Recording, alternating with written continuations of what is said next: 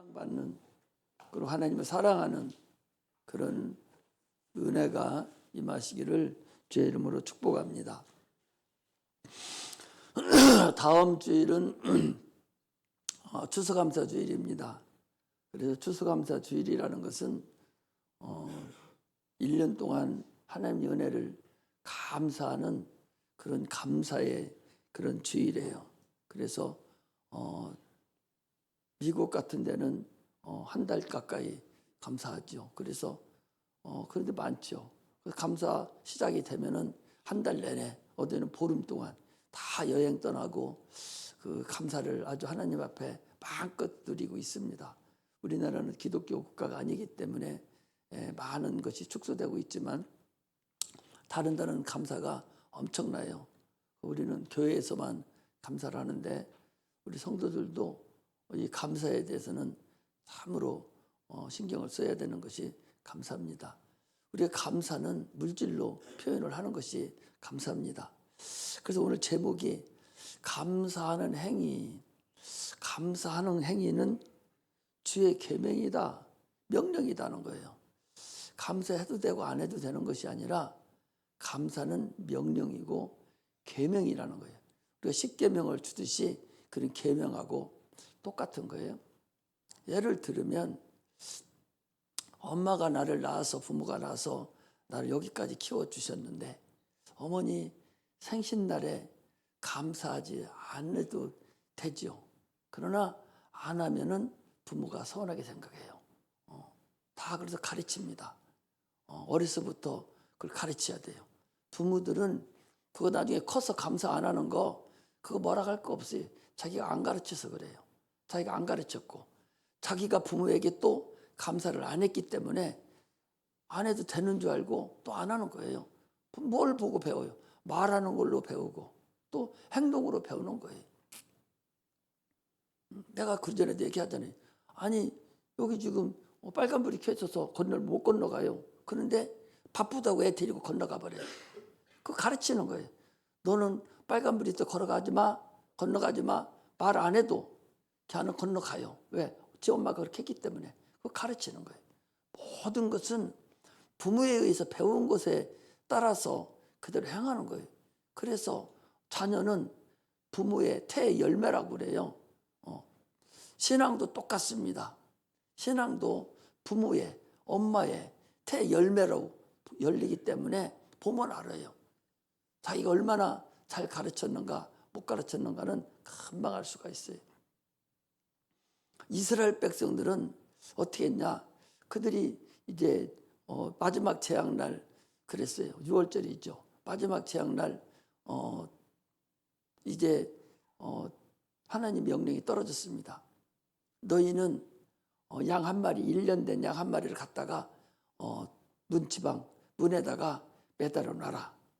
언제 매달아 놓냐? 내일 양 잡을 것 같아. 내일 오늘 저녁에 매달아 놓은 것이 아니라 3일 전에 4일 전에 갖다 한 마리 매달아 놔. 명령이 떨어졌어요. 양 한 마리. 천지가 양입니다. 우리는 양 사러 가야 하잖아요. 그들은 목축을 하는 나라이기 때문에 양을 여러 출애굽 12장을 읽어보면 다 나와 있어요.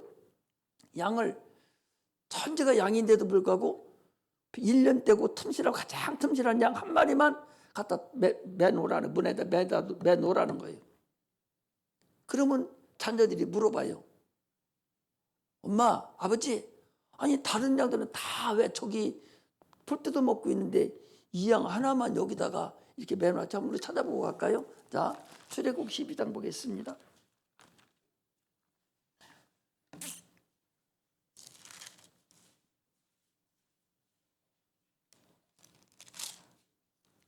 (12장에) 1절부터 한번 같이 읽겠습니다. 어디까지 읽는 건요?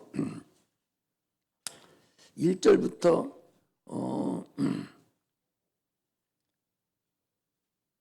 1절부터 6절까지만 읽겠습니다. 자, 같이 읽습니다. 시작.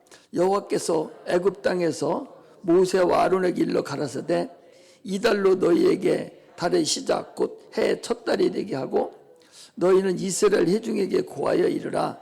이달 열흘에 너희 매인 어린 양을 취할지니 각 가족대로 그 식구를 위하여 어린 양을 취하되 그 어린 양에 대하여 식구가 너무 적으면 그 집의 이웃과 함께 인수를 따라서 하나를 취하며 각 사람의 식량을 따라서 너희 어린 양을 계산할 것이며 너희 어린 양은 흠없고 1년 된 수컷으로 하되 양이나 염소 중에서 취하고 이달 14일까지 간직하였다가 해질 때에 이스라엘 회중이 그 양을 잡고 그랬어요. 자, 보세요.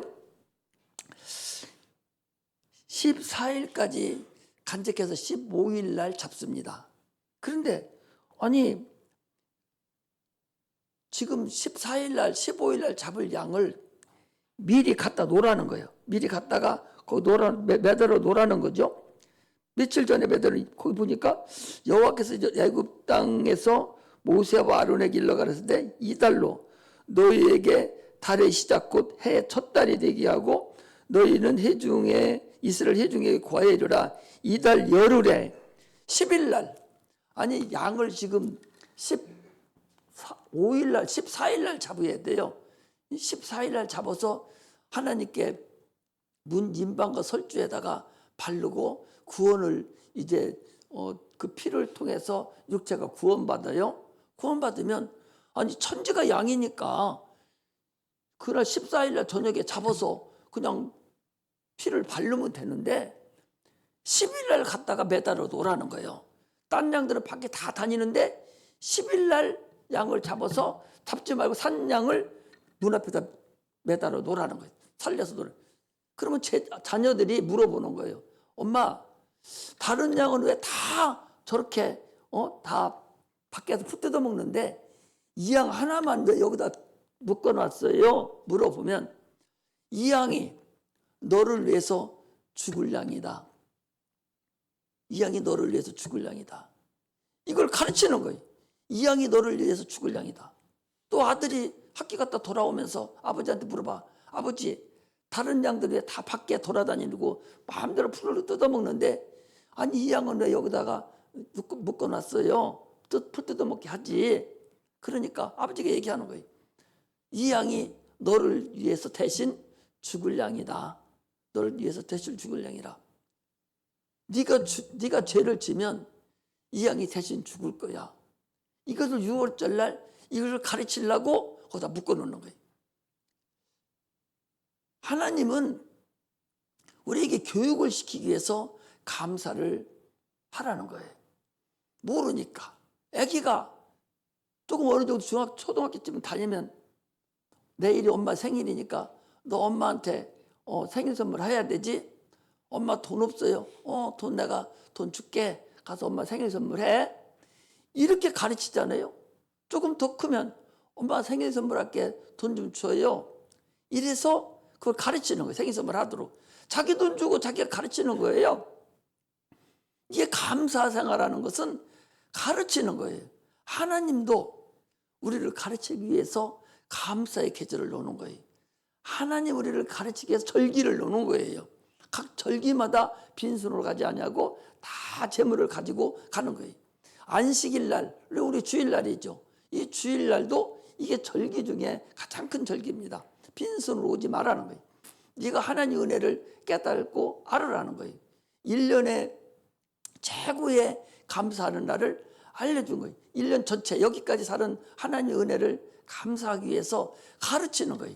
인간들이 우리가 부모들이 가르치듯이 하나님도 우리 인간에게 가르치는 거예요. 그분은 우리 아버지고 우리는 그분의 자녀입니다. 그러니 하나님께서 가르치는 거예요. 하나님은요 다 하나님 거예요. 그분은 전능하신 분이에요. 창조주십니다. 아쉬움이 하나도 없으셔요. 그럼에도 불구하고 감사하라고 알려주는 것은 너희들이 하나님의 은혜를 알으라는 거예요. 은혜를 아는 자가 감사를 하는 거죠. 은혜를 모르는 자는 감사를 못하죠. 은혜를 알면서 잊어버리고 감사하지 않는 것은 그 배움 망덕한 거예요. 그거 못된 놈이라 하는 거예요. 세상에서도 그렇게 합니다. 그래서 하나님은 우리에게 그걸 가르쳐 주는 것을 말합니다. 그래서 감사하는 행위는 주의 계명이라는 거예요. 주의 명령이라는 거예요. 오늘 본문에도 그랬잖아요. 문둥병이 나섰어요. 너 가서 제사장에게 네 몸을 보이고 네가 나섰다는 것을 증거하라는 거예요. 명한 예물을 저희에게 너는 증거하라고. 하나님이 내 병을 낫게 해줬다고 가서 증거하라는 거예요. 이게 명령이잖아요. 모세의 명한 예물 누가 명령했어요? 예수님이 명령한 거잖아요. 우리 구주, 우리 대장 예수, 우리를 위해 십자가 못 박혀 죽으신 예수님께서 명령하신 그 명령이라는 거. 감사는 여러분 명령이에요. 그러므로 해도 되고 안 해도 되는 것이 아니라 감사는 명령이기 때문에 내가 감사를 강조를 하는 겁니다. 오늘 이 강조를 안 하면 다음 주는 감사하면 끝인데 소용없는 거잖아요. 그래서 감사 전에 감사하는 사건을 미리 말씀을 드리는 것입니다. 하나님은 전능하신 분입니다. 그분은 천지의 주자가 되셔요. 우리가 매일 주일날마다 하나님은 전능하신 분이시다. 하나님은 사랑이 많으신 분이시다.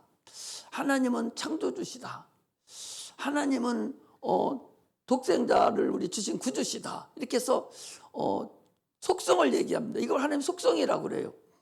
하나님이 이런 분이라는 속성이죠. 우리가 하나님은 전능하시다고 고백합니다.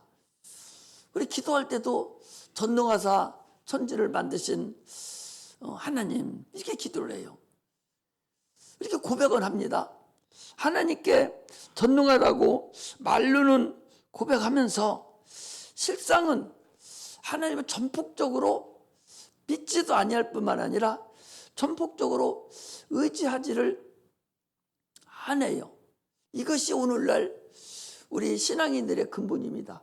지금 여기 나와 있어요. 지금 예배드리러 나왔습니다. 나와 있으면 이게 실상이에요. 이게 실상이라고. 육체가 영혼을 이끌고 지금 나왔는데 이게 실상이라고.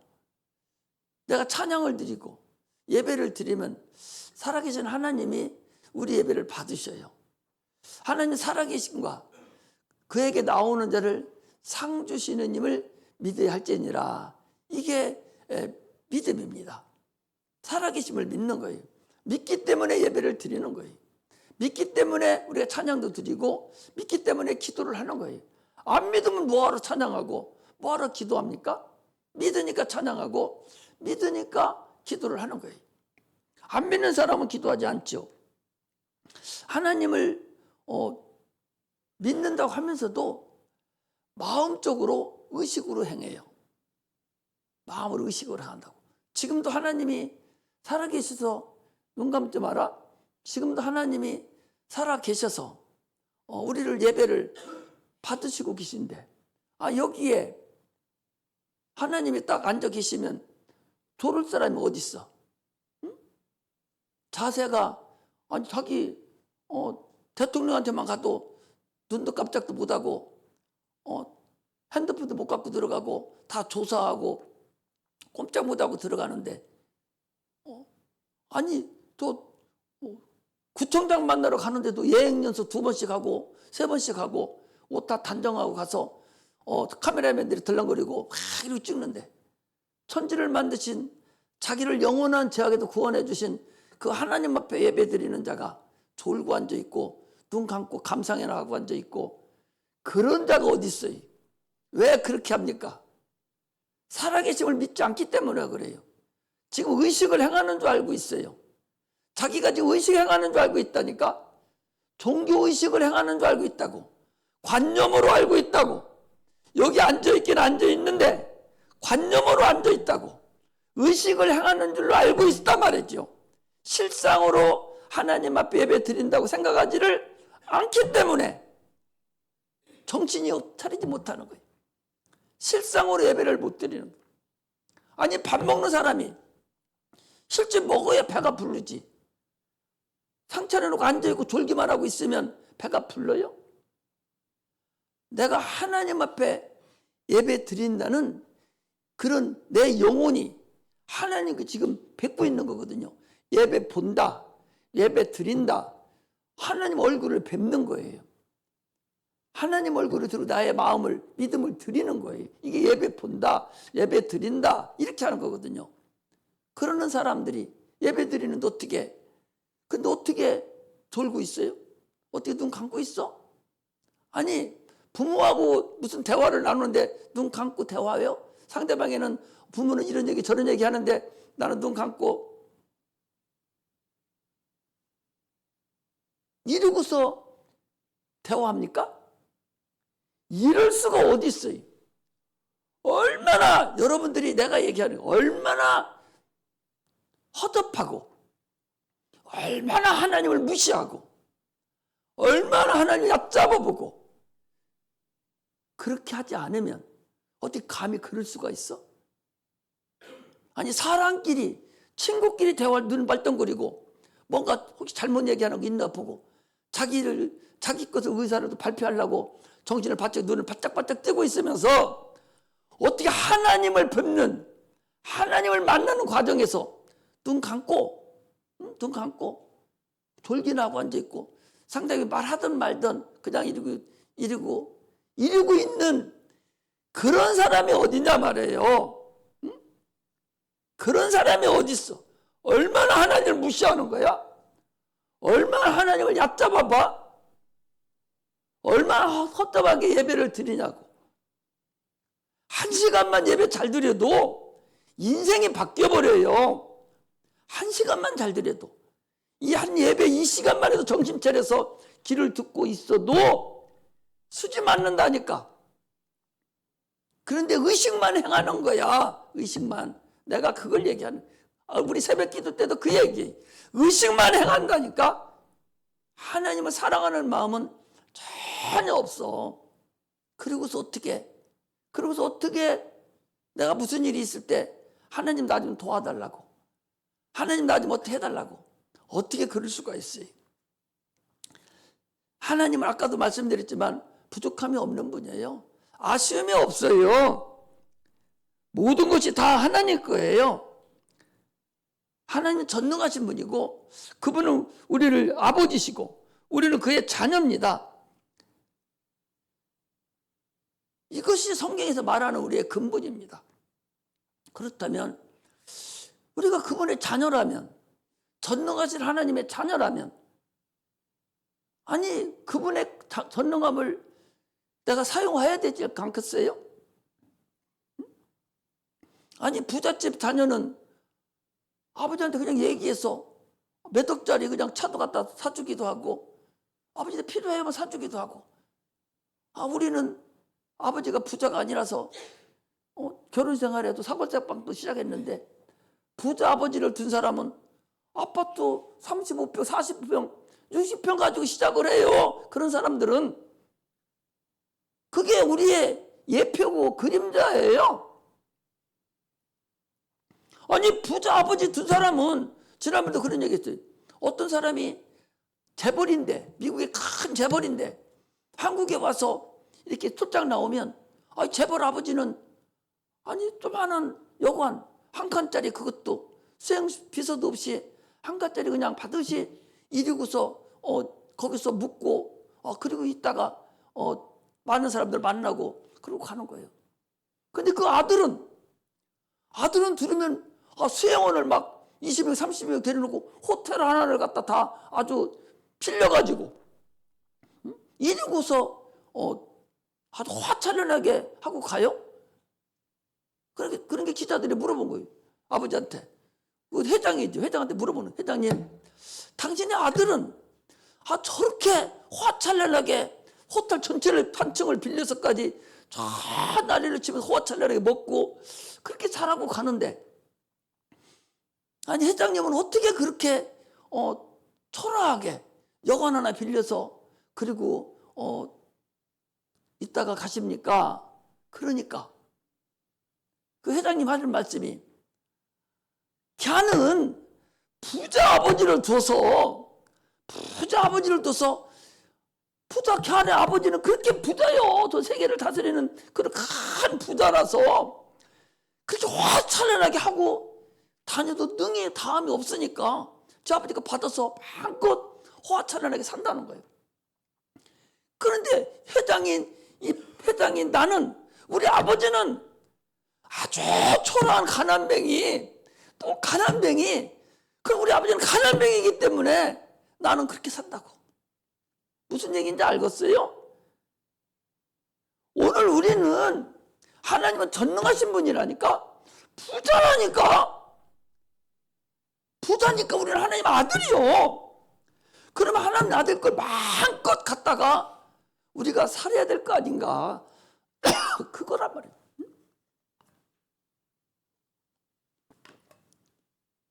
그분의 것을 마음껏 갖다 살아야 할 거 아닌가. 그분이 사랑이 많으신 분이면 그 사랑을 우리도 독차지해야 될 것이고, 그걸 마음껏 다른 사람에게 사랑도 나눠줘야 되고, 창조주면 우리도 창조주답게, 우리가 그의 자녀답게, 주님께서 너희들이 나를 믿으면 내가 행한 것뿐만 아니라 더 큰 일도 행하리라. 똑같은 소리 아니요? 부자 재벌 아버지는 자기는 부자가 아니니까, 아버지가 부자가 아니니까 가난하게 그렇게 소홀하게 살지만, 재벌의 아들은 아버지가 부자니까 그렇게 살듯이 주님도 그렇게 하고 가셨어요. 내가 한 것뿐만 아니라 이보다 더 큰 일도 하리라. 이러고 가셨다니까. 그러면 당연히 우리도 주님의 전능하심을 다 가지고 살아가야 되는 것이 우리의 근본입니다. 하나님은 우리에게요 다 주셨어요. 뭘로 주셨냐? 말씀을 보내셔서, 말씀이 누굽니까? 예수님이잖아요. 아니, 자기 아들을 보내셨어. 그리고 자기하고 똑같은 성령을 또 보내셨어요. 우리에게 다 주셨어요. 아니, 하나님의 우리가 함께함에 모든 것을 우리가 받았으니까 그분을 신뢰하고 그 모든 것을 우리가 가지고 살아야 되는데, 그렇지 못하다면 얼마나 큰 불행입니까? 하나님의 나와 함께 하시는 그 증거가 우리의 신앙삶의 삶에서 나타나야 돼요. 하나님을 우리에게 주시되 그냥 무슨 말씀을 주시고 우리의 사상을 주고 생각을 주시러 오신 분이 아니라 통째로 주셨다니까. 영혼의 생명으로, 영혼의 양식으로 통째로 주셔서, 야, 내 피를 받아 마셔, 내 살을 받아 먹어. 통째로 줘버렸다니까. 이게 하나님이 자기 아들을 통째로 주셔서 너희도 전능하고, 너희도 지옥 가지 말고 너희들이 잘 살으라고. 아니, 전능하셔서 우리의 영혼이 천국으로, 지옥 갈 인간을 천국으로 보내신 그 하나님께서 육체의 삶을 우리를 해결을 못 해주는 그런 하나님은 어디 있겠어요? 그런 하나님 어디 있겠냐고. 그것을 주님께서 약속을 하셨다, 그 소리예요. 약속을 하셨다는 거예요. 아니, 사람과 사람 간에도 약속을 하셨다니까. 아니, 졸지 마요. 눈 내리지 말고 눈을 딱 떼야 된다니까. 딱 위로 올렸대요. 눈을 이리지 말고 딱 올렸더라니까. 동그랗게 보이도록 딱 올려떠서, 그냥 뜨면 잘 안 보이니까 딱 올려떠서 들어야 돼. 들어야 된다고. 이번에 이제 전번에 말씀드렸나? 12월 말에 우리 또 지난번 같이 공부한다고 그랬잖아요. 거기에 내가 이제 준비하다 보면 그런 게 있어요. 성경을 읽는데 이해하려고 읽지 말고 많이 알아야 되니까 먼저는 성경을 찍으라는 거예요, 눈으로. 눈이 렌즈잖아요. 카메라 렌즈에 탁탁탁 찍듯이 성경을 전체를 똑똑 찍으라. 찍는데 한 번 찍지 말고 계속 찍으라는 거예요. 똑같은 걸. 생각해 보세요. 우리 말 잘하던 옛날에 아나운서가 누구지? 유명한 말 잘하는 죽었는데 누구죠? 임근택인가? 누구지? 임근택 맞죠? 임근택 아나운서. 막 축구 중계를 하면 또 아주 따발총 같이 쫙 얘기하는 사람이 있어요. 아주 너무 잘하는 사람. 예를 들으면 차를 타고 저기 역전 앞에서 여기까지 올 때 똑같은 길을 지금 쭉 이렇게 같이 와요. 오는데 예를 들면 천천히 여기는 간판이, 여기는 금방이 있고, 여기는 무슨 금방이 있고, 여기는 뭐가 있고, 스포츠 대다가 이렇게 쭉 외워라. 너 외워. 1시간에 걸쳐서 거기를 좀 외워가요. 그 사람 한 번 갔다 온 사람하고 20분씩 거기를 5번 갔다 온 사람 딱 보기만 하고, 5번 갔다 온 사람하고 예를 들어서 기억력을 시키면 어떤 사람이 더 잘할까? 5번 외우려고 안 하고 눈으로 카메라만 딱 찍고 왔어도 똑같은 시간이요. 어떤 사람 5번에 거기를 갔다 왔고, 어떤 사람 1번 갔다 왔어. 기억하려고. 그리고 왔는데 나중에 기억력을 시켜보면 카메라 외우려고 하지 않고 눈으로 카메라만 찍고 온 사람이 훨씬 더 기억력이 좋다는 거예요. 성경도 그렇게 외우라는 거예요. 그렇게 여러 번 읽어서 그래서 내 성경을 가지고 있어야죠. 내 성경이 어디쯤에, 이 말씀은 어디쯤에, 이 단락에 어디쯤에, 절수는 제대로 몰라도 이 장의 마지막 장에, 예를 들면 로마서 6장 마지막 장에는 죄의 삭은 사망이다. 마지막 장이 몇 절인가는 나는 잘 몰라요. 23절인가 되는데 잘 몰라요. 그런데 쭉쭉 계속 읽고 있으니까 그 읽고 나면 다음에 7장이 나오거든. 그러니까 절수는 몰라도 이건 마지막 절에 있다. 이렇게 알아지거든요. 그렇게 싹 찍는 거예요. 눈이 그렇게 중요한 거란 말이에요. 그 얘기를 하려고 지금 얘기한 거예요. 그러지 말고 눈을 크게 떠보셔봐. 크게 떠. 크게 떠야, 크게 떠야 잠이 안 와. 새벽기도 안 나온 사람이 훨씬 더 잠이 많이 와. 예, 잠이 늘기 때문에 그래요. 잠이 늘기 때문에 그래. 눈은 똑바로 뜨고 잘 들여야 돼. 어디까지 얘기하려고 이렇게 잘 나가다가 3초로 빠졌나 모르겠네. 뭐 얘기하다 그랬어? 응?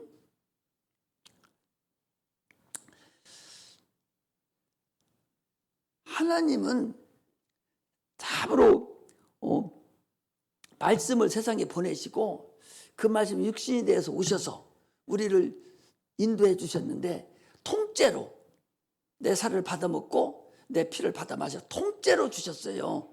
그러므로 통째로 주셨으니 우리는 그 아까 얘기한 그 데볼의 아들이 참으로 호화찬란하게 살듯이, 부모가 부자면 자녀도 부자라니까. 그러면 우리가 영적으로도 하나님 우리 아버지요.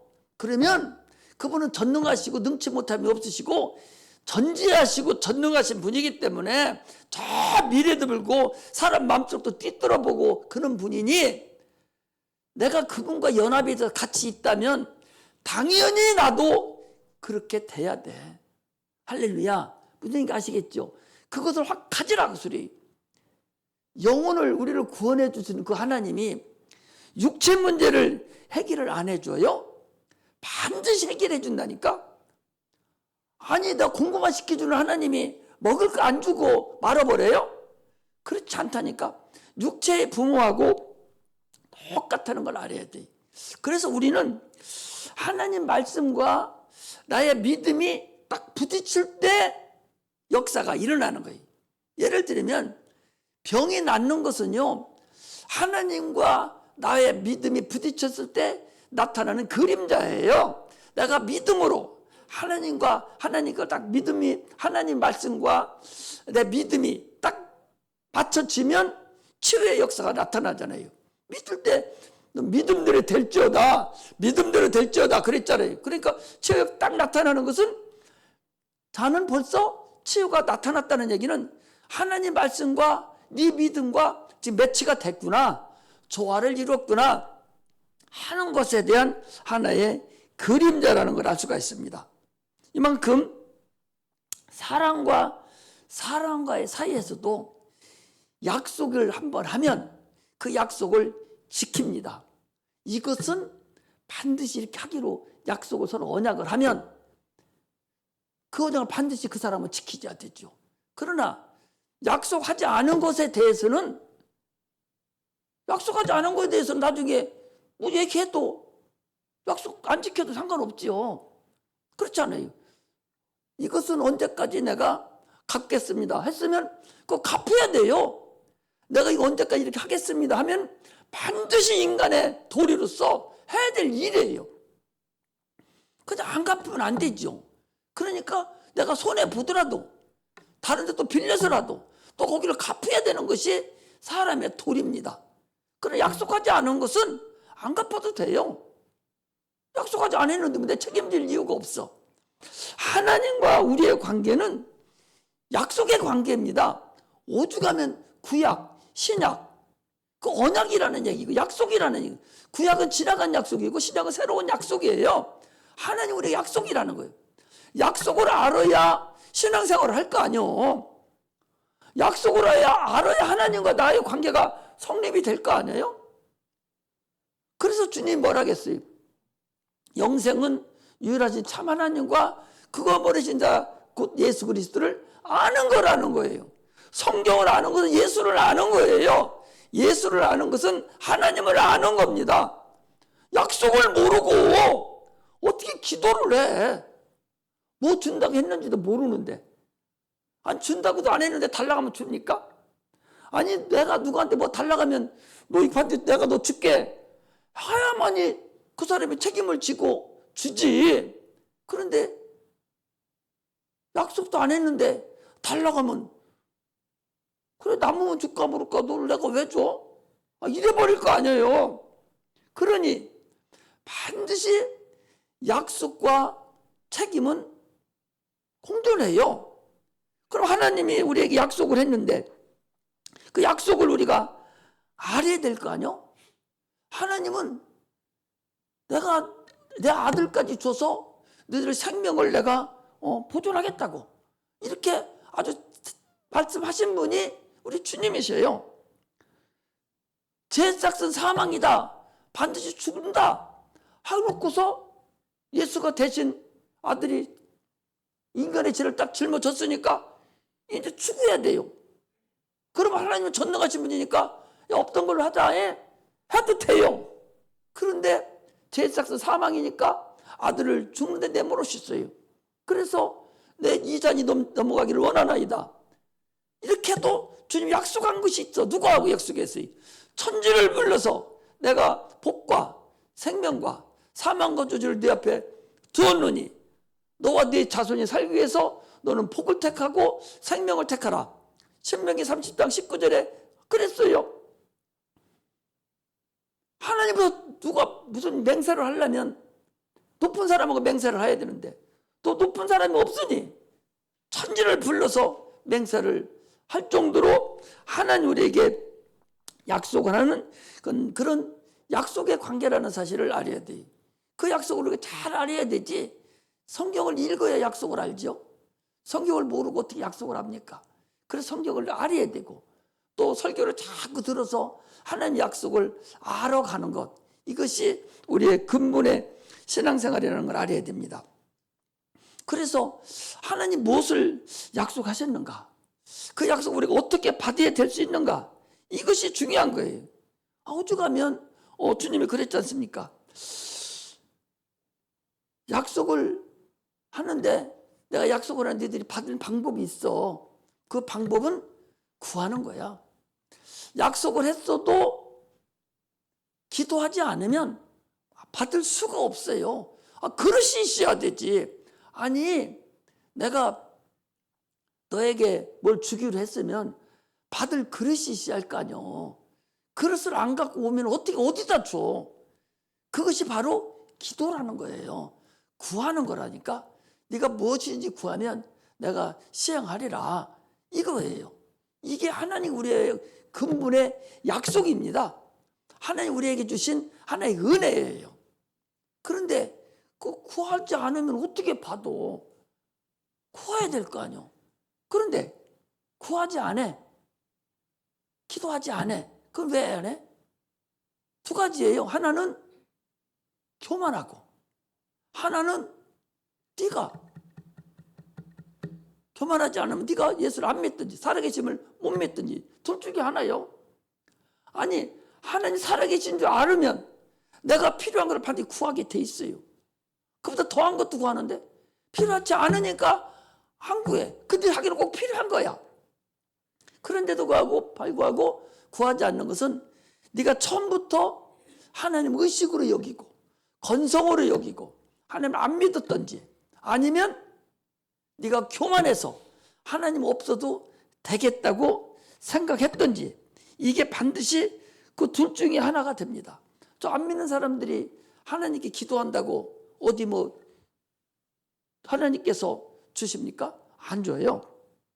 그러므로 우리는 반드시 하나님 앞에 받으려면 기도를 해야 되고, 무엇을 어떻게 주신다는 걸 알아야 됩니다.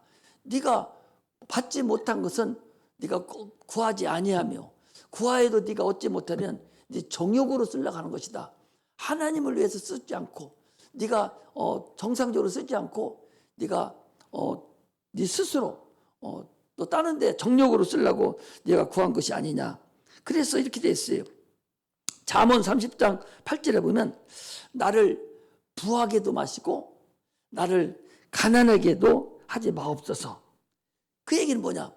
너무 부자면 하나님 없다고 그래요. 왜? 하나님 필요가 없어져 버려. 그래서 하나님을 섬기지 못합니다. 또 너무 가난하면, 진짜 너무 가난해서 먹고 살기가 너무 힘들어서 하나님 섬기기가 어려워요. 그래서 성경이 참 좋은 말씀을, 나를 부하게도 마시고 가난하게도 마시고 그냥 평년작해서 하나님을 모시고 하나님을 의지하면서 살아가게 해주세요 라고. 이 잠언은 누가 썼냐? 잠언은 이 솔로몬이 썼지 않습니까? 얼마나 부자인 거니? 전에도 없었고 후에도 없었다고. 전에도 후에도 없었다고. 그런 부자인데 그가 나중에 그 전도서의 사기를 참으로 하나님 안에서 하는 모든 부자도 다 헛수고고, 또 너무 가난해서 하나님 안에서 하지 않는 것도 헛수고다. 그래서 세상을 헛되고 했더니 모든 것이 헛되도다 그랬어요. 그 헛되다는 것이 허무주의를 얘기하는 것이 아니에요. 하나님 없이 행하는 네 모든 것은 헛되다는 거예요. 네가 하나님 없이 지금 행하고 있냐? 그러면 네가 행하는 모든 거, 네가 돈 버는 모든 거, 네 지혜를 행하려고 하는 모든 거, 네 지식적인 거 모든 거 다 헛된 거다 그 소리. 여러분 집에 가서 전도서 한번 읽어봐요. 올해 그 읽으면 너무 재밌습니다. 한번 읽어보셔봐요. 하나님 없이 행하는 거, 그가 최고로 부자로 살았던 사람인데 지혜가 그보다 더 많은 사람이 없었어요. 더 스바 여왕이 와서 지혜를 가져갔습니다. 에티오피아라는 그 스바 여왕은요, 그때는 잘 살았었어요. 그래서 스바 여왕이 솔로몬의 지혜를 받아왔어요. 그 나라가 기독교 국가라는 사실을 여러분들 알아야 돼. 얼마나 지금 못 사는 줄 압니까? 에티오피아가 얼마나 못 살아요. 그 정치 지도자를 한번 만나서 그런 거예요. 그렇게 잘못 삽니다. 기독교 국가예요. 그 나라가 솔로몬에 가서 지혜를 받아갔다니까. 하나님을 아는 지혜를 받아간 거예요. 그 시들이 그 살아가고 있어요. 이 정치하는 이 지도자를 잘못 만나면 누구를 만나느냐에 따라서 나라는 확 달라집니다. 여러분, 베네수엘라라는 그 나라는요, 세계 석유가 세계 2위예요. 두 번째 많이 나는 나라인데 얼마나 못 사냐? 얼마나 못 사냐? 먹고 살 게 없고 애들 가르칠 게 없어서 바로 이웃인, 거기는 다 연합이니까 이웃 나라에 가서 엄마가 몸 팔아가지고 와가지고 애들을 키운다니까. 그 정도로 못 살아. 얼마나 잘 살았던 나라냐? 세계 석유가 2위로 나오니까 6만 달러, 7만 달러 가던 그런 나라였어. 일인의 소득이 딱 줄어들어가지고 아주 애들 가르치다 먹고 살기 어려워서 가서 몸팔이야 먹고 사는 그런 나라 같아. 왜? 사회주의 국가 그거 좋다고 덤벼 들어갔다가 거기에 해당되는 대통령 만들어 놓고서 거들나 버렸어요. 누구를 만나느냐에 따라서 영적인 것도 동일합니다. 여러분 누구를 만나느냐에 따라서 예수를 만날 것인가, 저 석가를 만날 것인가, 공자를 만날 것인가, 누구를 만날 것인가에 따라서 근본적으로 달라요. 가정도 마찬가지입니다. 가정도 어떤 부모를 만나느냐에 따라서 자녀가 달라져요. 여러분, 우리는 참으로 성경 말씀을 잘 알아야 됩니다. 그러므로 내가 행하고 있는 지금 이 아는 이 근간이 하나님 없이 행하려고 하는 이 모든 것은 헛되다는 사실을 반드시 아셔야 됩니다. 내가 행하는 것이 내가 공부를 해도, 내가 일을 하고 사회생활을 하더라도 다 하나님 안에서 하나님을 의지하고 하나님을 바라고 하는 것이 그게 올바로 가는 것이지, 하나님 없이 결혼한 사람들 한번 봐봐요. 똑바로 돼가는 거 있는가? 지금 우리나라가 세계의 1위 국가예요. 이혼율이 1위입니다. 우리나라는 동방예의지국이라서요, 부모들이 얻어맞기도 하고 참으로 힘들어도, 아니 어떤 엊그제 보니까 둘 데리고 살 할아버지, 80살 할아버지가 큰 며느리, 큰 마누라, 작은 마누라 둘이 웃으면서 살아. 지금 같은 그렇게 사는 사람이 있어? 벌써 끝났죠. 그런데도 자기 남편이 하는 일에 그게 뭐 내 팔자거니 하고 그렇게 동방예의적으로 살았어. 지금은 더 소금물이 들어가지고 뭐 마음이 안 맞는다나 성격이 안 맞는다나 다 물질 때문에 헤어지는 게 아니라 성격 차이라는 성격 차이. 그 성격 누가 갖다 주는 거예요? 성격은 생각인데 그게 누가 갖다 주는 거예요? 마귀가 갖다 주는 생각이에요. 세계 1위에 세계 1위. 1위라니까. 요즘은 그래서 그 설교를 못해. 왜? 1000명 앉아있으면 80%는 이혼 부부들이기 때문에 목사님들이 그런 설교를 못 한다는 거야. 다 그러니까. 이게 좋은 일이에요? 아니, 다른 남자 한 번씩 더 데리고 살면 그 좋은 일이요? 그래서 한 번씩 더 데리고 사는 거예요? 그게 뭐가 좋은 일이요? 어쩔 수 없이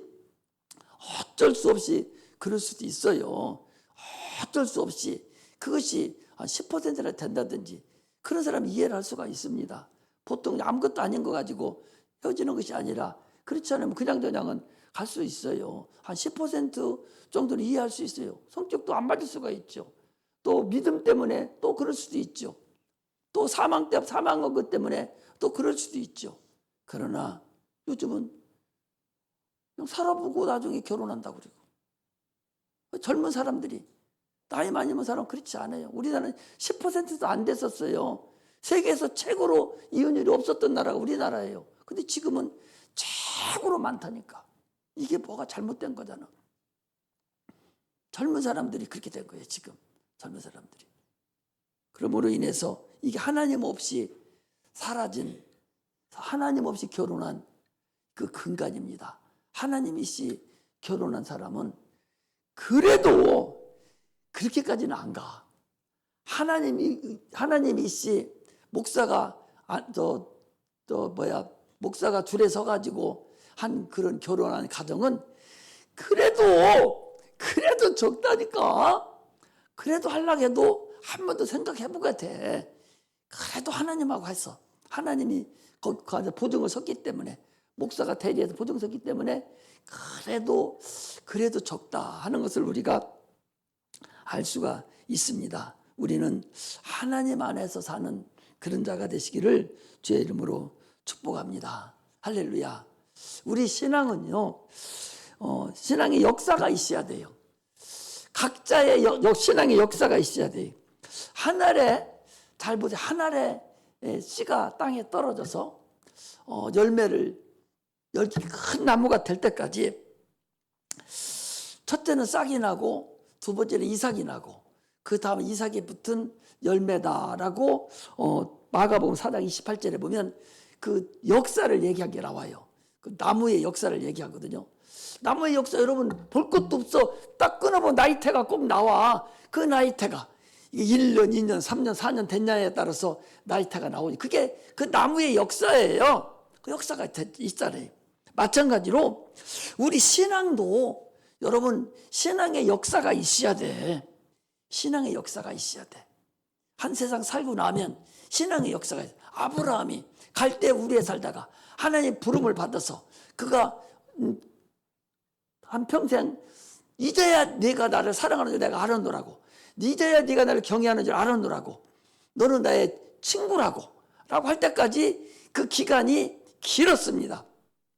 그 기른 동안에 그도 실수도 하고 자기 부인을 갖다가 누이 동생이라고 거짓말 시켜서 팔아먹기도 하고 하나님의 징계도 받기도 하고 고난도 당하고 그런 많은 역사가 있어서 하나님 앞에 올인할 때까지 큰 역사가 있었어요. 이게 신앙의 역사입니다.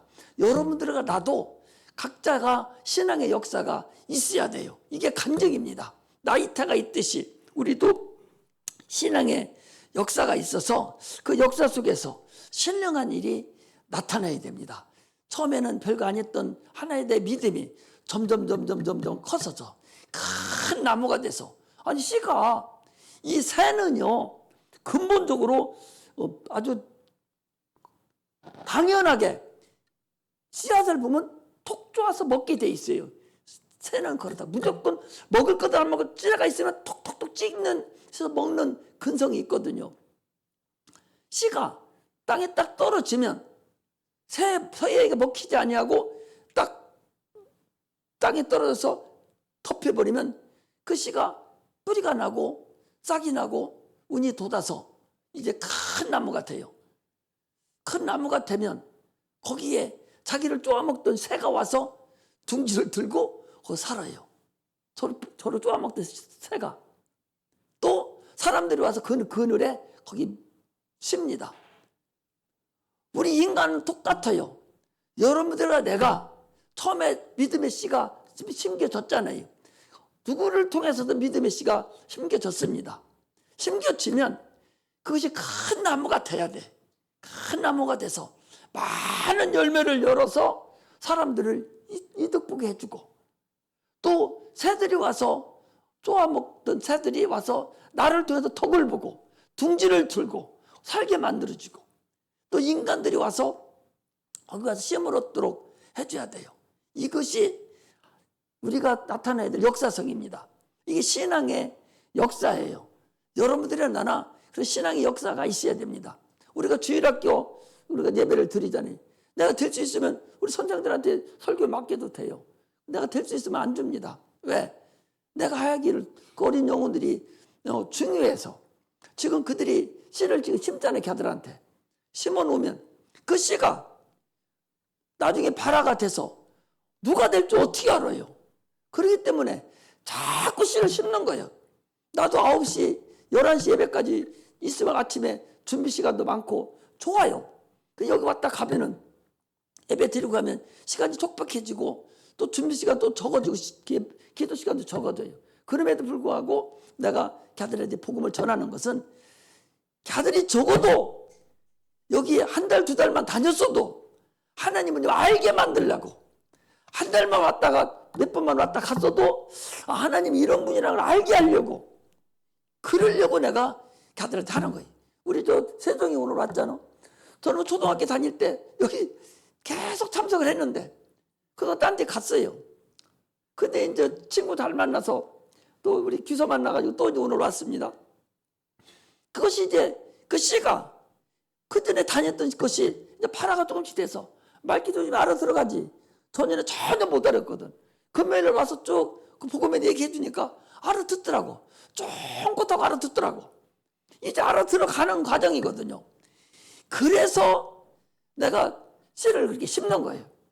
걔들이요, 헌금을 내잖아요. 100원 내요. 100원 내는 게 많아요. 100원 내면 봉투가 400원이 하나가. 봉투 하나가 400원인데 거기다 100원짜리 넣습니다. 300원이 손해예요. 많이 내면 많이 내서 손해죠. 그래도 뭐라고 합니까? 많이 내라고 그래요. 100원이라도 많이 내라. 돈을 있어서 많이 내라는 것이 아니라 그들이 하나님 앞에 감사하는 걸 배워야 줘야 되겠다는 거지. 하나님에 감사하는 걸 배워야 부모한테도 감사하고 어른한테도 감사하고 선생한테도 감사하고 자기 사장한테도 감사하고. 이 감사가 없다니까 지금은 부모한테도 감사하지 않아. 엊그제도 참으로 안타까운 일은, 아니 아버지한테 말다툼 하다가 지 아버지를 죽여버렸어. 그래놓고 딴 데다 감췄어요. 묻어버렸어. 그리고 지가 신고를 했어. 우리 아버지가 안 보인다고. 우리 아버지가 안 보인다고. 그래서 이상해서 경찰들이 이렇게 쭉 찾아보니까 지가 갖다 묻어놓고. 왜 그러냐니까 돈 안 준다고. 이 감사가 없어서 지금 이런 세상에 우리가 여러분 살고 있습니다. 부모가 자녀를 죽여버려. 지가 남고 지 거야. 그렇다고? 태어날 때만 내가 나눈 것이지 내 게 아니거든. 하나님 거예요, 여러분. 하나님 거라고. 하나님 걸 내가 도로 받아서 내가 걔를 양육하는 것이지 내 것은 아니다는 사실을 알고서 걔들을 가르쳐야 되는 것이, 이것이 오늘날 우리 신앙인들이 해야 될 근본입니다. 교회 못 다니게 하고 바보 만들려고. 어제요, 잘 들어보시봐. 오늘은 얼마나 사람들이 미련 방퉁멍텅이는 거니? 아니 어제 토요일 날이잖아요. 저기 군산에 가면 근대사 박물관이라고 있어요. 현 근대사, 현 근대사. 그러니까 저 일제 시대 걔들 우리나라 핍박할 때부터 시작해서 그 이시조선 가기 전까지 그때까지 것이 다 거기 진열돼 있고 다 돼 있어요. 참 잘 돼 있습니다. 어제도 가보니까 학교에서 막 왔다고 막 그러잖아요. 그래서 거기를 가는데 안 보내요, 부모들이. 왜 안 보내는 줄 알아요? 똑똑해질까 없어서. 그런 데 가면 똑똑해지잖아. 그러니까 안 보내. 될 수 있는 대로 가야 됩니다. 여기서 우리 주일학교 선생들도요, 그런 데 가면 될 수 있는 대로 가야 돼. 막 어거지라도 자기 차라도 따라서 막 가서 봐야 지식이 들어오고. 시험 보는 건 아니야. 그런데 내가 자녀를 나중에 양육할 수도 있고 누구한테 대화도 할 수 있고 어떤 사람은 어떤 상태에서라도 다 대화하고 삶의 역사거든, 그것들이. 그러면 대화할 때 그걸 봐야, 그걸 알아야 내가 가는데, 요즘은 학교가 엉망진창이 돼가지고 안 가르쳐. 6.25도 몰라요. 6.25도 몰라요. 일제시대 우리 30년 동안 지금 했던 거 이것도 모릅니다. 안 가르쳐요. 역사를 싹 바꿔버렸어요. 나쁜 사람들의 역사를 아주 엉망진창해서 없애버렸다니까. 정교조가 그랬어요. 없애버렸다고. 그러니 어떻게 알아? 지금 중학교 대학교가 된 애들 몰라요. 그런 데 가서 보야 돼. 시험은 안 나와. 그런데 누구하고 대화를 해야 돼. 자기의 근성이 나와. 상담을 해야 돼. 보야 돼요. 그때 다 그것이 투툴돼서 나오게 돼 있어요. 눈으로 봤기 때문에 그것이 내 안으로 들어와 있다고. 지금 눈으로 안 본 거하고 다릅니다. 다 들어와 있어요. 근데 안 보내. 어디 가면 안 보내. 1시간 넘어가 있는 일은 안 보낸다나? 애들을 지금 어떻게 가르쳐? 못 가르치는 거예요. 우리 여기 성현이 여기 와 있네. 성현이 일어나봐. 성현이 맞지? 성현이 일어나봐, 인마. 박수 한번 쳐주세요. 나오지 마. 박수 한번 쳐주세요. 작아요. 앉아. 우리 성현이가 저녁에 밥을 먹어요. 먹으면 11시나 12시, 1시, 엄마가 그러면 와가지고 그런데, 엄마, 나 배고파 죽겠어. 밥 줘. 그러면 밥을 해준다는 거예요. 배가 이래가지고 병원에 가니까 똥이 많이 차가지고 똥을 못 봐고 가스가 안 나와가지고 약을 먹고 그랬지?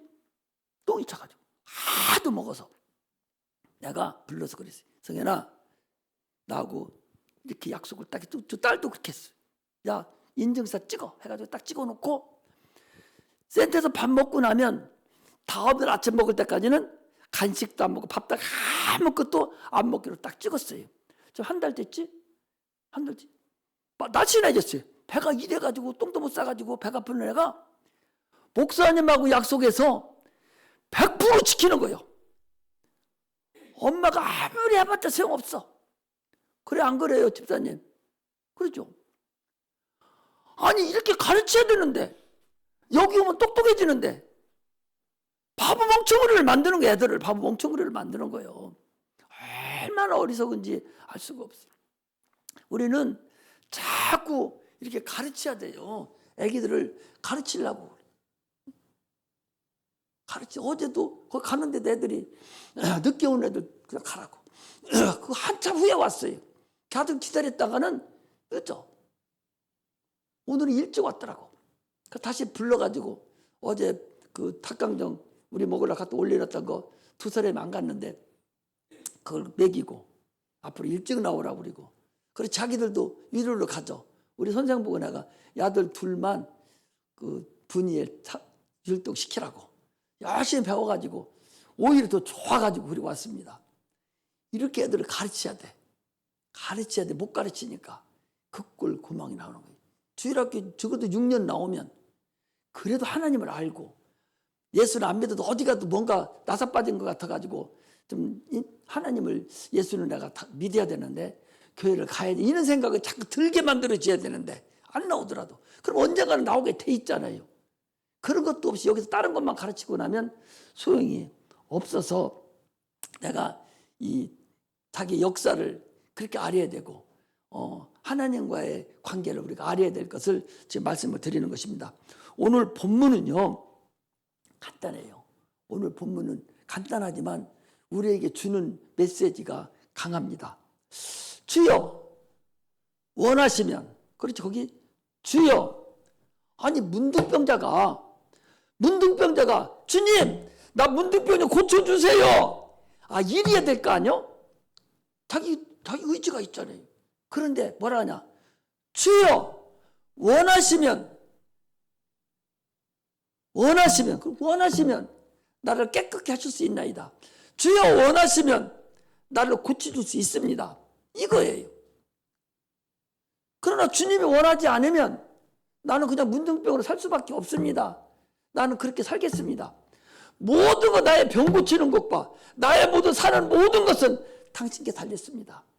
하나님 당신이 나의 모든 생사화복을 주관하시고 죽고 사는 걸 다 주관하시고 병도 다 주관하시는 분입니다. 하나님의 전능하심을, 하나님의 능치 못함을 딱 주님께 의지를 해놔버린 거예요. 하나님이 자기 백성이, 자기 자녀가 문둥병 들어서 살기를 원합니까? 어떤 부모가 자기 자녀가 문둥병 가지고 살기를 원합니까? 고침받기를 원하지요. 그러니까 주여 당신이 원하시면 나를 깨끗게 하실 수 있나이다. 주님은 당연히 깨끗게 하기를 원하지요. 내가 원하노니 깨끗함을 받으라. 우리는요 책임을 하나님께 넘겨야 돼요. 우리 인내나 집사님도 지금 암에 걸려서 저러고 있잖아요. 이런 설교를 제대로 들으라는 거예요. 주여 당신만 원하시면 내 병을 고칠 수 있나이다. 주여 당신이 원하면 내 병을 고칠 수 있나이다. 주님은 우리 인류를, 하나님의 자녀를 깨끗게 하기를 원하지 않습니까? 원하시지 않습니까? 막 이렇게. 그러나 주님이 원하시지 않고 내가 문둥병으로 살기를 원하면 나는 그냥 죽을 수밖에 없지요. 이런 마음으로 이렇게 하라는 거예요. 책임을 주님 앞에 떠넘겨서 하나님 원하기만 한다면 이거 고쳐주세요. 이거 주님 원하신다면, 이런 말이에요. 그러니까 주님이 당연히 아버지로서 내가 원하는 깨끗함을 받으라. 깨끗함을 받았어요. 그러니까 뭐라 하냐? 이제 너는 모세가 명한 예물을 하나님께 드리라는 거예요. 네가 은혜를 얻었으니 제사장에 가서 네 몸을 보이고 하나님께 예물을 드리라는 거예요. 이 문둥병 예물은 어떤 예물이 이런 거예요. 새 두 마리를 갖다가 한 마리는 잡아요. 한 마리는 잡아서 피가 나오지 않습니까? 피가 나오면 그 피를 한 마리 잡은 피를 갖다가 안 잡은 새에다가 또 털에다가 적셔요. 묻힙니다. 털에다 묻히고서 그럼 한 마리 살은 것을 날려보내버려. 날려보내면 그 새가 다시 돌아와 안 돌아와?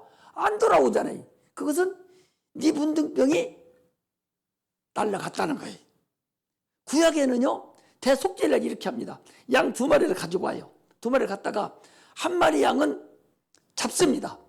잡아서 피를 흘려가지고 그걸 가지고 제사장에 지성소에 들어가서 하나님께 드리고 그 속죄함을 받아가지고 나와서 한 마리 다른 한 마리를 갖다가 저 광야 무인지경에다가 갖다 내놓습니다. 양은 주인 없어 죽잖아요. 그럼 늑대나 뭐가 잡아먹어버려요. 이것을 아사셀 양이라고 그래요. 다시 돌아오지 않습니다. 똑같이 돌아오지 않습니다. 이제 우리 주님께서 무슨 일을 하셨냐? 우리는 지금 율법 시대가 아닙니다. 율법 시대가 아니에요. 전에는 그렇게 모세에게 예물을 드렸습니다. 전에는 그렇게 드렸지만 그러나 율법이 폐해졌냐? 안 폐해졌어요. 율법은 1.1획도 변함이 없이 율법을 완전케 하러 오신 분이 주님입니다. 율법은 없어지지 않았어요.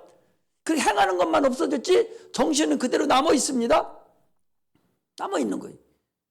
하나님께 드린 예물에 하는 정신은 그대로 남아 있어요. 그게 뭔 얘기냐? 이제는 네 제사함을 받은 거예요.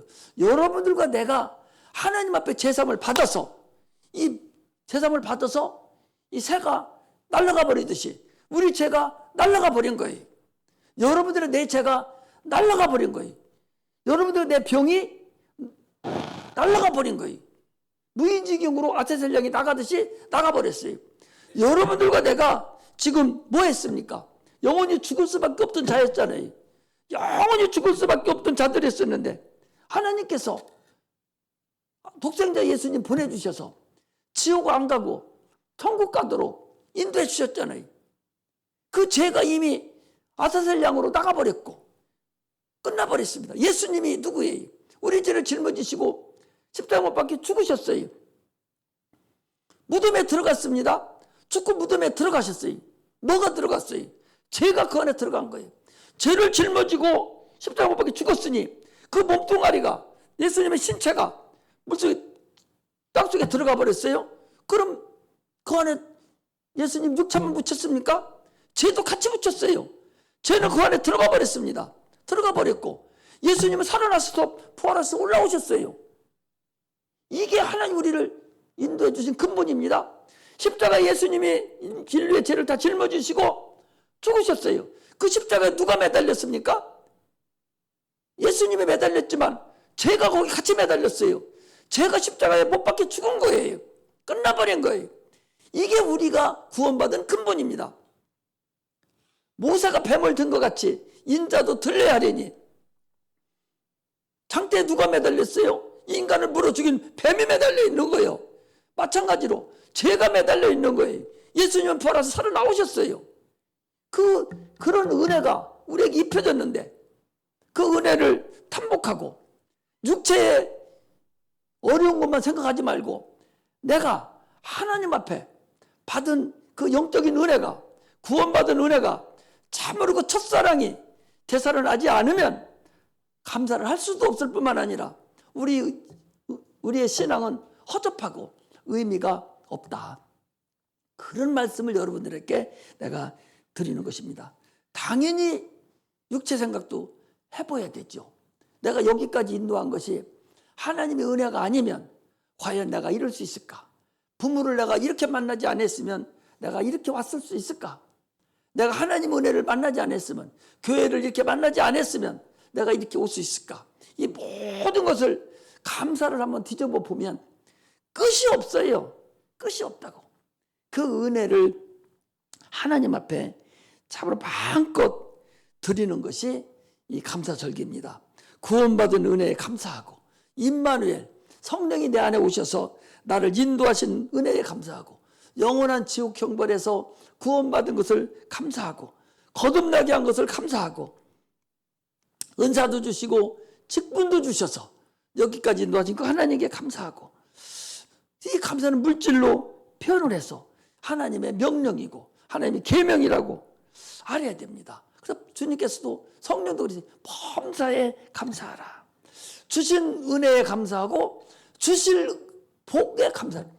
주신 지금까지 받은 은혜를 감사하고 앞으로 받을 것을 감사하는 것. 이것이 감사절기의 근본임을 아시고 우리는 감사의 계명을 올바로 지킬 수 있는 그런 은혜가 임하시기를 주의 이름으로 축복합니다.